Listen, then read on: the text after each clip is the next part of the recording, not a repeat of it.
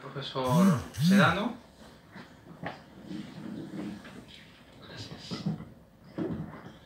Bien, pues buenas tardes.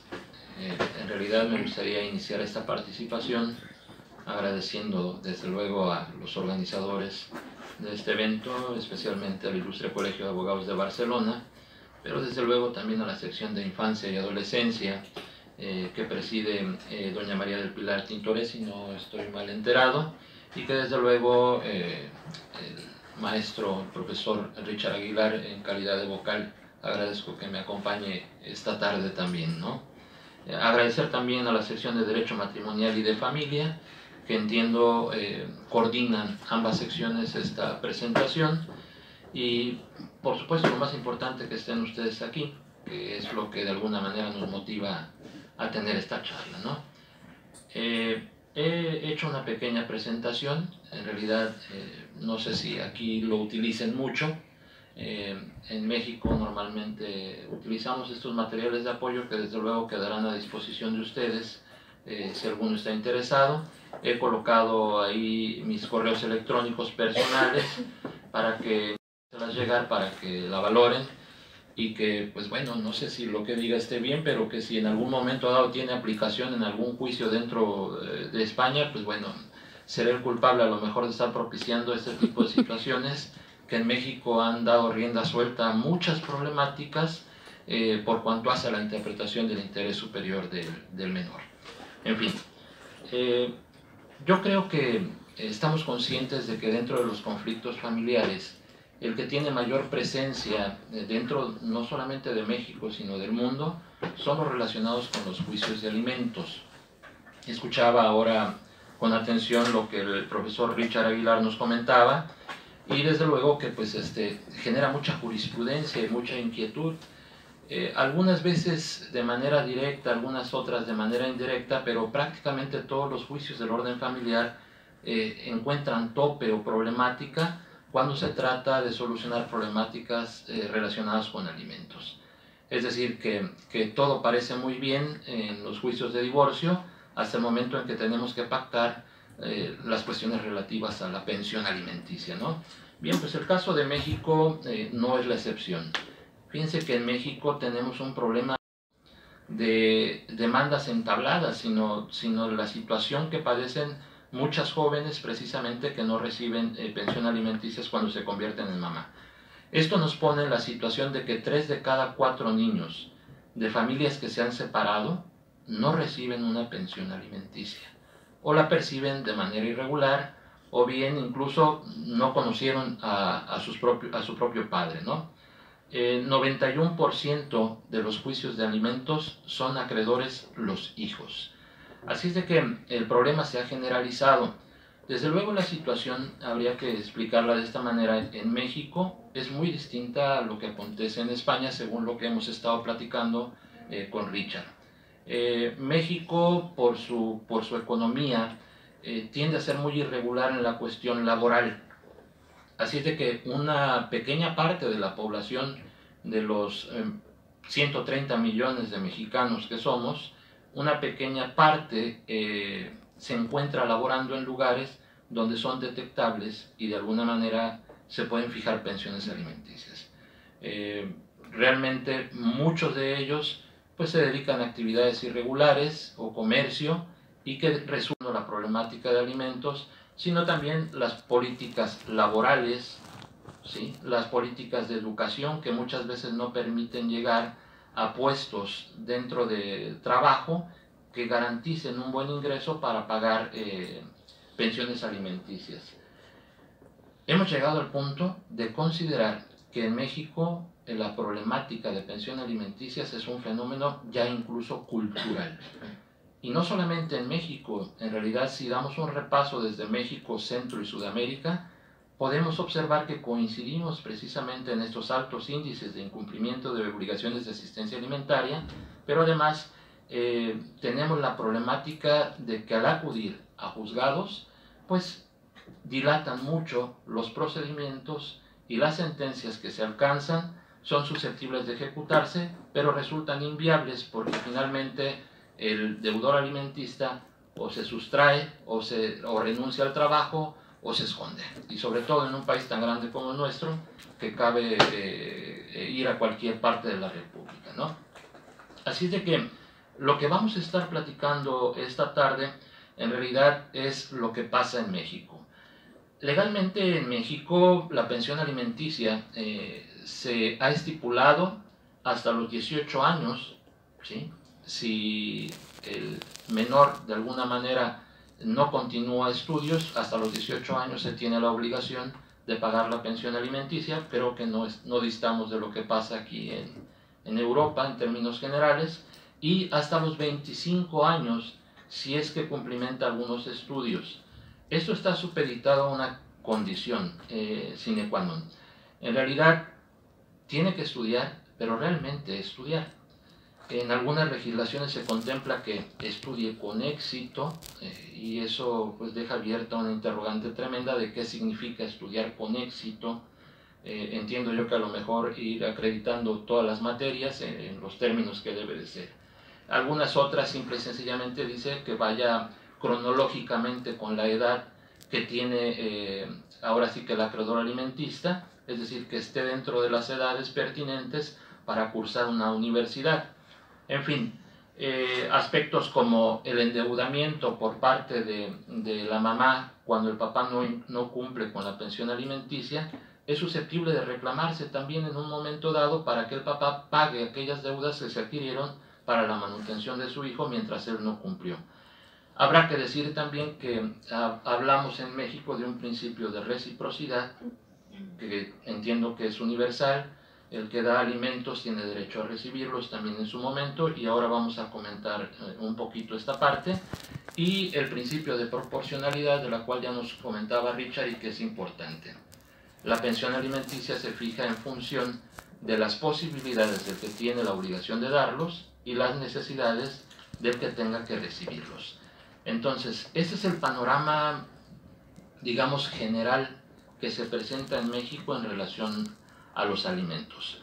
Pero en realidad pues no vengo a contarles nada más lo que pasa en términos generales.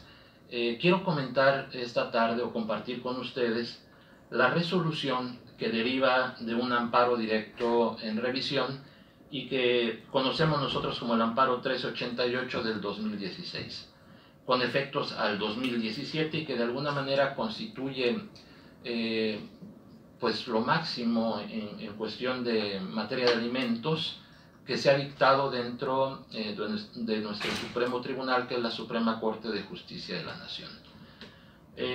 Grosso modo comentaré. Los juicios de alimentos en México se inician por vía de controversia familiar. Tenemos legislaciones familiares en cada estado que permiten incoar demandas dependiendo la naturaleza, pero que la mayor parte de ellas tienen como accesorio la cuestión relativa a los alimentos. Entonces tú planteas una demanda de alimentos o un divorcio, y este procedimiento puede llevarse tal vez 3, 4, 5, 6 meses dependiendo el grado de dificultad. Tenemos divorcios incausados que de alguna manera en cuestión de 2 meses pudieran estar dando resultados, digamos, por cuanto a la disolución, pero por cuanto hace a los alimentos se sigue por cuerda separada a través de incidentes. Así es de que en términos generales ese es el procedimiento de primera instancia que llamamos nosotros. Todo concluye a través de una sentencia, y esa sentencia desde luego que es apelable a través de recurso de apelación, valga la redundancia, y una segunda instancia conformada por magistrados del Tribunal Supremo o Tribunal Superior de Justicia van a dictar una nueva, si es que tuviera que modificarse, o podrán avalar la que el juez de primera instancia ha dictado. Hasta ahí creo yo que tendríamos más o menos los mismos mecanismos. Ahora, entramos a la cuestión relativa a los amparos o en materia de amparo. México cuenta con una ley de amparo que visualiza dos tipos de ellos, el directo y el indirecto. Entonces, en los casos de alimentos con sentencia definitiva, tendríamos que ir al amparo directo para, de alguna manera, hacer valer el orden constitucional. Es decir, si se ha violentado algún precepto constitucional, el juicio de amparo es el mecanismo adecuado para revocar esa sentencia de primera y segunda instancia. La última, digamos, instancia que se alcanza dentro del amparo es el recurso de revisión. Entonces, este amparo que yo les presento es un amparo en contra de una sentencia definitiva dictada en un juicio de alimentos que finalmente fue a recurso de revisión porque el quejoso no ha estado de acuerdo en la resolución que se emitió. Ahora vamos a comentar. Entonces, comentarles que en realidad todo empieza con un juicio de reconocimiento de paternidad. Es una chica que alrededor de los 18, 19 años plantea una demanda de reconocimiento de paternidad sobre determinado hombre.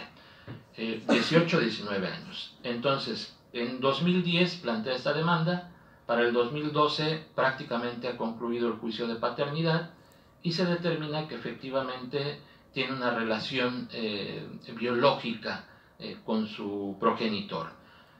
Derivado de ello y como consecuencia de ello se procede a entablar una demanda de alimentos definitivos. Pero lo curioso en este caso en particular es que solicita una pensión alimenticia actual, es decir, en función de las necesidades que tiene porque está estudiando todavía una licenciatura en la UNAM en México, y por otro lado solicita el pago de una pensión alimenticia retroactiva a la fecha del nacimiento. Es decir, ya estamos hablando de 19, 20 años atrás.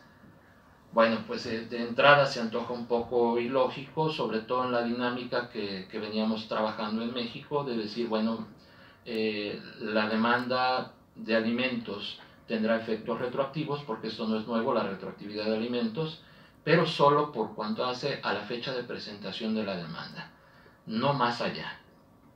Sin embargo, pues se han presentado cuestiones interesantes y que ahora vamos a comentar. Este amparo que se promueve en 2012, de alguna manera se ventila dentro de la secuela procesal, pues con la normalidad que caracteriza un juicio de amparo. Es una demanda, los informes justificados, la vista hacia el tercero interesado, desahogo de vistas, audiencia constitucional y desde luego la sentencia, ¿no? Bien, hay unos aspectos que son relevantes dentro del amparo que hacen valer y que son los siguientes. Por un lado, señala la quejosa, que es la chica, que en realidad con la sentencia que se dicta en segunda instancia ante el Tribunal Superior de Justicia se vulnera diversos tratados internacionales. Como es de suponerse, uno de los tratados que menciona es la Convención sobre los Derechos del Niño, y esto es lo que va a dar de alguna manera cabida al tercero interesado, su contraparte, para decir no es correcta la sentencia. ¿Por qué? Porque ella ya no es niña.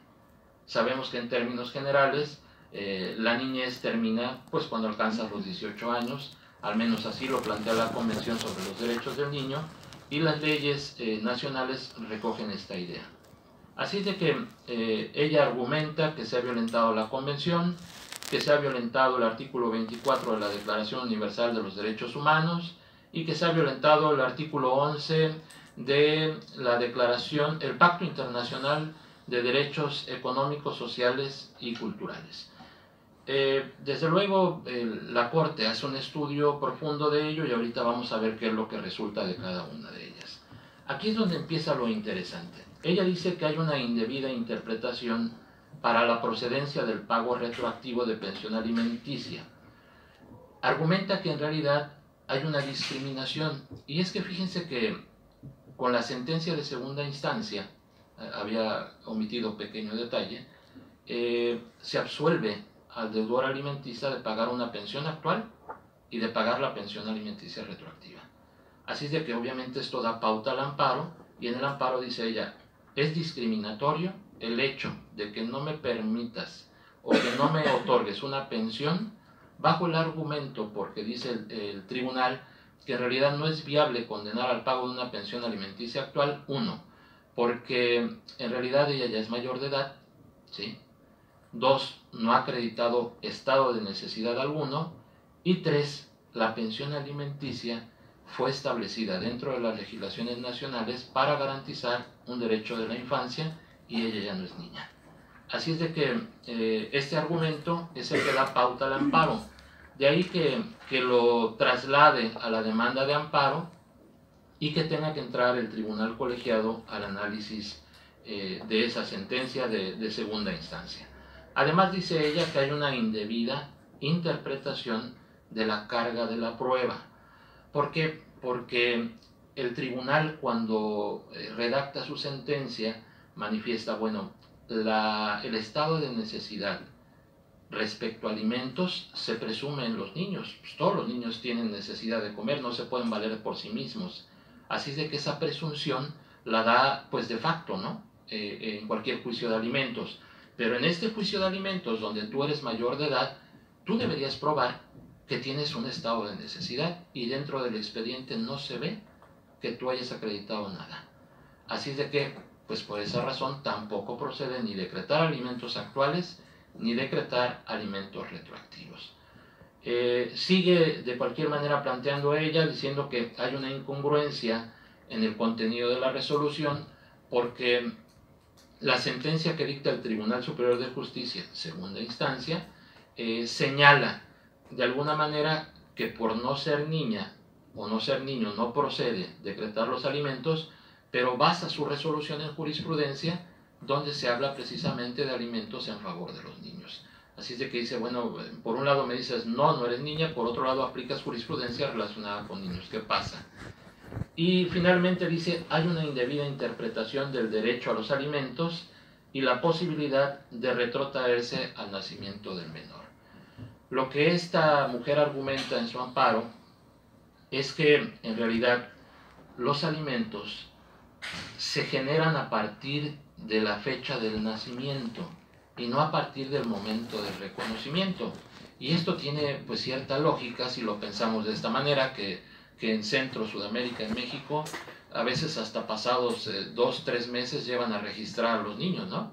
Y entonces mientras el niño no tenía derecho a comer, entonces suena hasta cierto punto lógico que ella argumente, mi derecho a alimentos empezó desde el momento del nacimiento y no desde el momento en que me han decretado a través de sentencia que soy hija de esta persona. Estos son en términos generales los aspectos relevantes de la demanda de amparo y que desde luego constituyeron el fondo del estudio y que se resume de esta manera en aspectos relevantes dentro de la sentencia. Lo primero que destaca dentro de la sentencia de amparo es que la pensión alimenticia retroactiva encuentra fundamento en dos tesis aisladas que ya existían previamente. Una del 2013, una del 2014 y que ustedes pueden observar ahí. El colegiado lo que hace es un análisis de estas dos jurisprudencias y trata de traspolar las ideas, porque son jurisprudencias, una en relación con menores y otra en relación con un mayor de edad que ha ganado un juicio pero que fue retroactivo a la fecha de la demanda. Entonces dice, por un lado, a la hora de determinar alimentos hay que considerar que los derechos alimentarios surgen desde el nacimiento.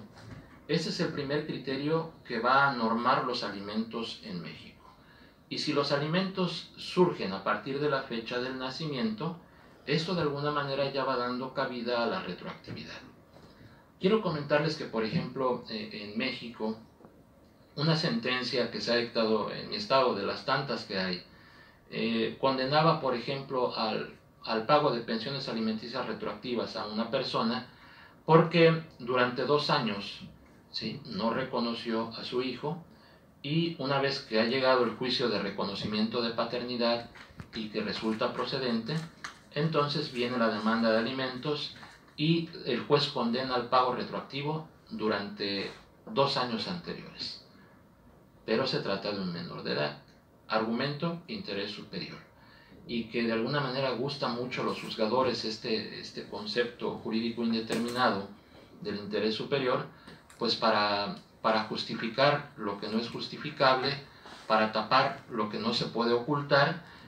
Vamos, es como un comodín dentro de las sentencias, pues para decir, bueno, pues lo que resulte interés superior viene muy a modo, ¿no?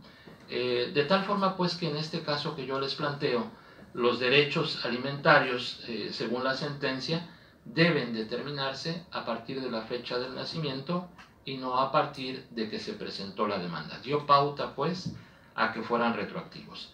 Pero en este caso en particular se determinó que la pensión alimenticia actual iba a ser de 3,000 pesos. ¿Qué fue lo que hizo el juzgador para determinar el quantum retroactivo? Bueno, pues si son 3,000 pesos mensuales los que hay que pagar de pensión, son 2 años, son 24 meses, los multiplico por 3,000 y lo que arroje, poco más de 100,000 pesos, es lo que se tendrá que pagar de manera retroactiva. Bueno, hasta ahí pues parece sí lógico, la lógica matemática no miente, así de que pues los números ahí estaban. Pero lo cierto es que deja mucho lugar a dudas, ¿no? Porque es probable que durante los 2 años anteriores este hombre estuviera ganando los 10,000 pesos y a lo mejor por eso los 3,000 venían muy bien. Pero ¿qué tal que no tuvo empleo los 2 años anteriores? Sino hasta apenas tuvo un buen empleo, entre comillas, en México. Pareciera entonces que este tipo de retroactividad a la fecha del nacimiento en los casos de menores vulnera el principio de seguridad y certeza jurídica. Desde ahí empezamos ya a ver cómo perfilaban los juzgados hacia la retroactividad, no solamente a la fecha de nacimiento de menores en juicio, sino de mayores de edad. Así de que hizo también un análisis ahí respecto a la necesidad de alimentos, que respecto a los niños pues se presume, es lógico que necesitan alimentos, no se pueden valer por sí mismos. Estableció requisitos para la existencia de esa obligación alimentaria, que es el que exista un vínculo de filiación entre padre e hijos, y además estableció en estos juicios que es un derecho imprescriptible.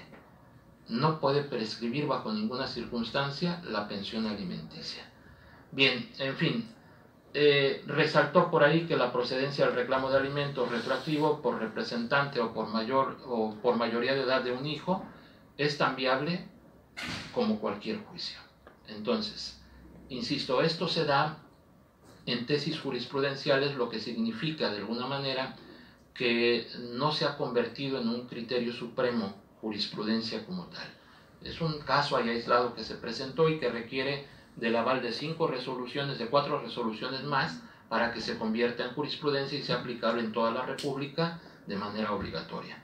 Pero vamos, que en realidad ya va marcando pautas para los juicios que se lleguen a presentar.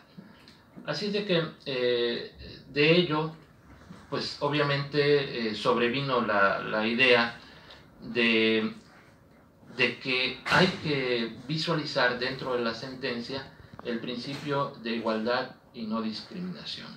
Por lo que ya yo observaba desde un principio, en realidad, dejar sin la posibilidad a un mayor de edad de demandar alimentos, ¿sí?, por el argumento de que no es niño, es discriminatorio en México. Así es de que dice, bueno, el derecho a alimentos es de todos, seas mayor de edad y lo demandes por ti mismo, o seas menor de edad y lo demandes a través de representante. Así es de que va de alguna manera generando y abriendo puertas. Dice, no hay razón justificada para privar de pago de estos derechos fundamentales. Estas dos sentencias, que insisto, son tesis aisladas, no jurisprudencia, abrieron una puerta algo más grande. Rescato aquí una idea literal que plantea la sentencia. Para determinar esos alimentos retroactivos dice, no se trata de aplicar dicho interés superior, es decir, el del niño, a una situación actual o vigente, sino hacia el pasado. Así lo utiliza la Corte, y esto pues me ha dejado a mí muchas dudas, porque dices, bueno, ok, si los alimentos, los juicios de alimentos donde hay un menor de edad, se determinan en función de su interés superior, cuando un mayor de edad demanda alimentos, es obvio que el interés superior ya no aplica, porque el interés superior aplica a situaciones especiales. Pero la Corte dice, ok, no lo estoy aplicando a la situación actual, sino a la que pasó.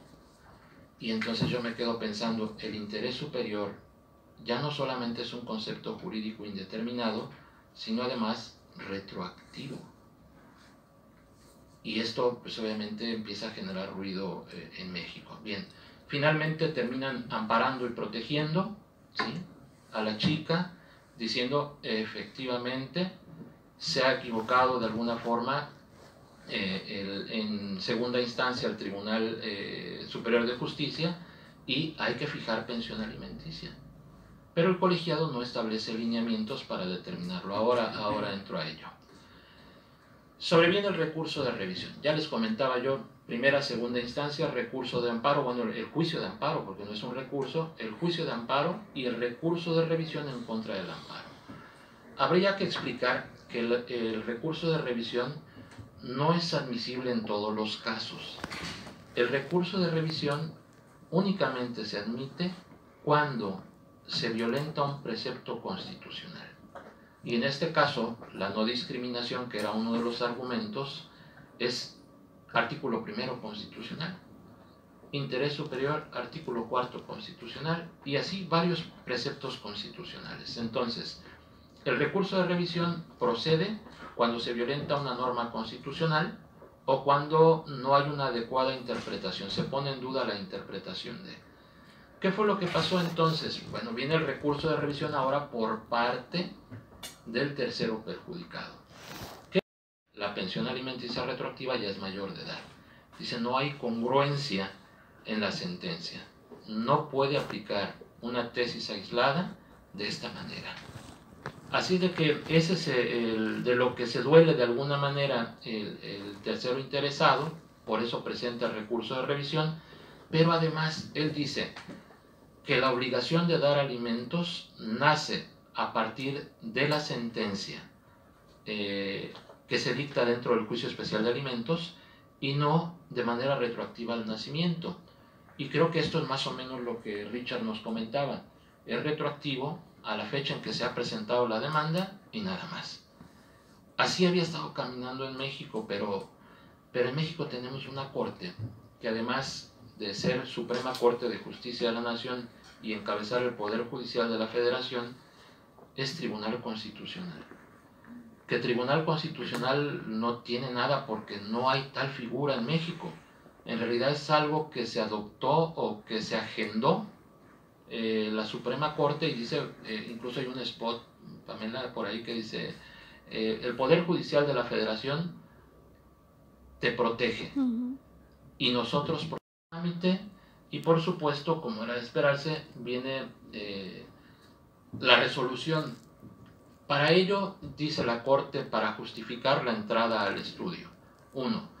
Atrae el caso porque dice esto es trascendental. Nunca se ha presentado un caso donde un mayor de edad reclame alimentos retroactivos a la fecha del nacimiento. Así es de que esto lo resuelvo yo.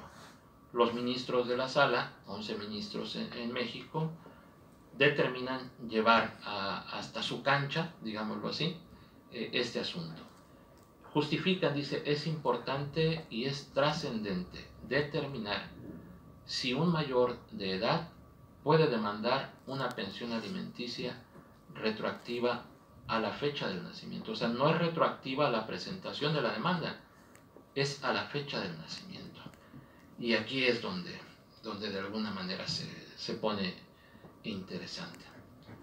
Dos aspectos son los que recoge la sentencia de la Suprema Corte de Justicia de la Nación. Por un lado, busca determinar si los derechos de alimentos son susceptibles de actualizarse de manera retroactiva a la fecha. La esencia del derecho a los alimentos es la solidaridad. Es decir, tiene un basamento ético, moral. Vamos ¿cómo decir? La parte epistémica de la resolución es precisamente que lo que se busca a través de los juicios de alimentos es ser solidario, no solamente con tu prójimo, sino con aquellos que descienden de ti con mayor razón. Así de que de esta manera lo viene a establecer y lo analiza. Dice, es una cuestión de solidaridad y como tal la solidaridad se puede presentar en todo tiempo, así es de que no es susceptible de no aplicar retroactividad. Dice además, hay un principio de proporcionalidad.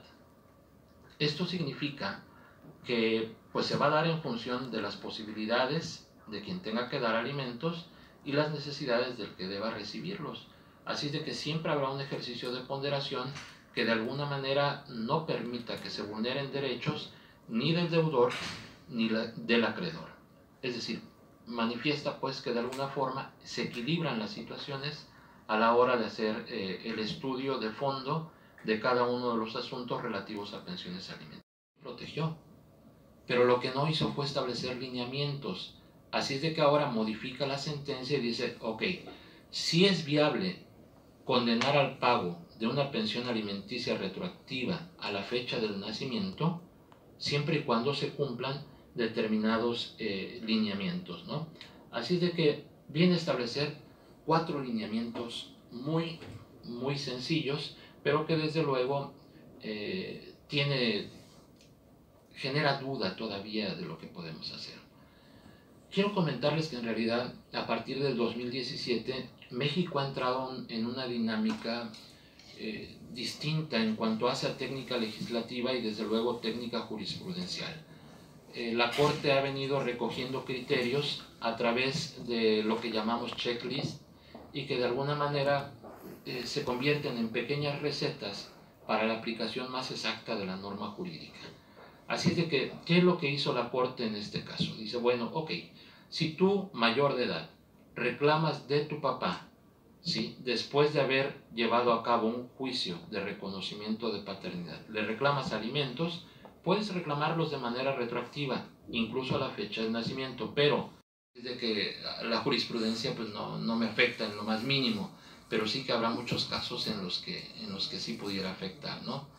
Ahora, una pregunta también que dejo a la reflexión es, ¿cuál debe ser el papel del Estado para garantizar el derecho a los alimentos? Porque miren, es muy interesante que el Poder Judicial se haya preocupado a los 21 años de la chica y diga, págale ahora. ¿Y qué hiciste tú, Estado, durante esos 21 años? ¿Dónde estuviste tú, Estado? Porque en 21 años jamás te pronunciaste.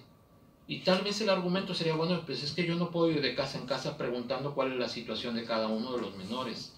Sí, es muy cierto, pero lo cierto es que el Estado, y la gran mayoría de los estados de España, desde luego también está incluido, tienen una obligación convencional, por aquello de la Convención de los Derechos del Niño, de garantizar en todo momento, y creo que España tiene avance en este sentido, porque en México, si tu papá no cumple con la obligación, pues así vas a seguir y tú verás de dónde sacas, porque el Estado no va a dar un duro por ti, ¿sí? Donde la mujer se ha posicionado en todos los sectores y es loable y mi reconocimiento para todas ellas, pero seguimos teniendo un problema, al menos en América, tendré que decirlo así para no meterme en problemas acá, de que la mujer decide de mutuo propio no comentarle al varón que está esperando un hijo. Vamos, lo que llamamos en México las mamás luchonas, ¿no? Ellas solitas pueden y determinan no informarle al papá y sacar adelante a sus hijos. Insisto, desde luego se le aplaude, pero ¿qué no el derecho a alimentos es del niño? ¿No lo está privando la mamá cuando decide no entablar la demanda de reconocimiento de paternidad? No lo está privando no solamente de alimentos, sino del derecho a la identidad. ¿Por qué tiene derecho a la identidad? A tener una filiación. Y entonces en el momento en que determina, estoy embarazada, pero no le voy a pedir nada al papá porque no quiero problemas, porque la familia no me cae bien, por la razón que sea, está pensando, ya dijo a través del Poder Judicial, papá, págale por los 21 años, ¿sí?, de pensión alimenticia retroactiva. ¿Y qué sanción tiene la mamá por no haber cumplido con su obligación derivada de la patria potestad o de la responsabilidad parental de dar a conocer a su hijo su procedencia? Ahí seguimos en blanco, porque yo creo que la mujer tiene responsabilidad también en ese sentido. Entiendo que habrá casos donde a lo mejor por violencia, a lo mejor por alguna cuestión así, no prefiera no comentarlo, pero habrá unos tantos más donde desde luego pues no se justifica el hecho de que no pongan antecedente al menor de su paternidad, de la paternidad de quien es su padre. Y que hablábamos hace ratito por aquí respecto a cómo la búsqueda de orígenes en España pues está más desarrollada en ese sentido. Bueno, pues en México definitivamente no, sigue siendo una cosa que allá se conservan los archivos secretos de la mamá o del papá y no se dice absolutamente nada, ¿no? En fin, yo creo que el tema daría para mucho más, para comentar más aspectos, pero aun cuando en México la pensión alimenticia del país no permite que tenga los efectos deseados en todos los casos. Esto es lo que de alguna manera quería yo presentarles esta tarde y pues bueno, agradecerles desde luego su presencia, ¿no? Muy bien, yo también me sumo al agradecimiento y muy buenas reflexiones. Si me permiten, con el permiso también del ponente, el profesor Sedano, les voy a trasladar 3 reflexiones. En primer término, que el caso que había planteado de los 3.000 euros durante 21 años son 750.000 euros, por tanto es una cantidad importante. Sobrepasa lo que se planteó en su momento en el año 2016, estos 150.000 euros. Pero si añadimos unas reflexiones partiendo de el constitucionalismo mexicano es referente para el constitucionalismo español. Ellos tienen más experiencia en cuestiones de amparo, es más, nuestros magistrados de España, Perú, Colombia y todo Iberoamérica van intercambiando sus escuelas judiciales, intercambian estas ideas y comentan estos casos y cómo se enfocan. Y esto lo digo porque en primer término se planteó la discriminación por parte... Quizás la vía no era... La demanda quizás no se debía haber articulado por la pensión de alimentos. Lo digo bajo visiones de las normas españolas. Porque en todo caso lo que recibió es un perjuicio. Que al no recibir los alimentos, no recibió aquella educación, los alimentos extensos, tal como los entendemos aquí.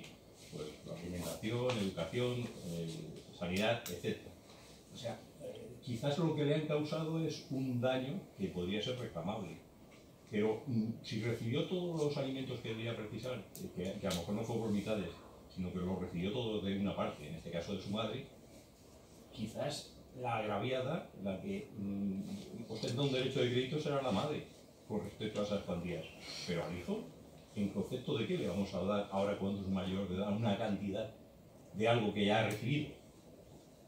O sea, hay una cierta incongruencia entre la acción jurídica y el bien que se pretende proteger. El bien que se pretende proteger en este momento es improtegible.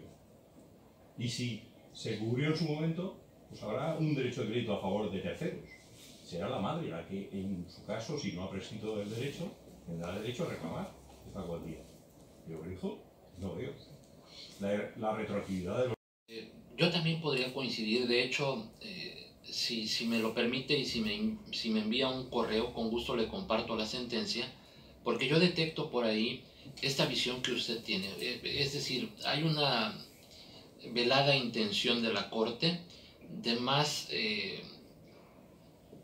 un pago de una indemnización por un daño causado. Hay más vista de ello que más de una pensión alimenticia retroactiva. Vamos, que lo ha cuadrado como pensión alimenticia retroactiva, pero en realidad la esencia es indemnizar precisamente por un daño o por un perjuicio que se pudo haber ocasionado.